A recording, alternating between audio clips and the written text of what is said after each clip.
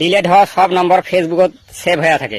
তোমার যদি কোনো সময় ফোন হারে যায় বা নাম্বারগুলো সব ডিলেট হয়ে যায় বা নতুন ফোন কিনছেন নাম্বারগুলোর দরকার হয়ে যায়, তো যদি তোমরা ফেসবুকে লগ ইন করেন তো ওই ফেসবুকত সব নম্বর তোমার সেভ হয়ে থাকে ডিলেট হওয়া নম্বরগুলো।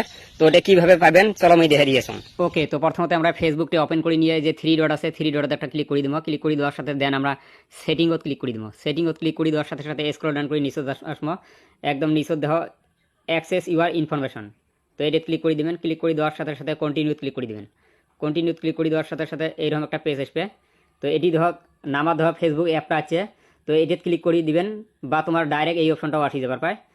তো এই অপশনটা যদি ডাইরেক্ট আসি যায় তো স্ক্রল ডাউন করে নিচে আসবেন, নিচে দেওয়া পার্সোনাল ইনফরমেশন, তো এটি ক্লিক করে দিবেন। ক্লিক করে দেওয়ার সাথে সাথে স্ক্রল ডাউন করে নিচে আসবেন, নিচে দেওয়া ইউর অ্যাড্রেস বুক, তো এটা ক্লিক করে দিবেন। ক্লিক করে দেওয়ার সাথে সাথে এইরকম পেজ আসবে। তো এটি নামা দেহ এই কন্ট্রাক্ট লেখা আছে, তো 668 কন্ট্রাক্ট এটি সেভ হয়ে আছে।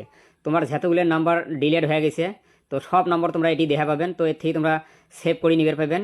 তো ভিডিওটা খুব দরকারি হয়, শেয়ার করে রাখি দাও, ভবিষ্যতে তোমার কামত দিবে।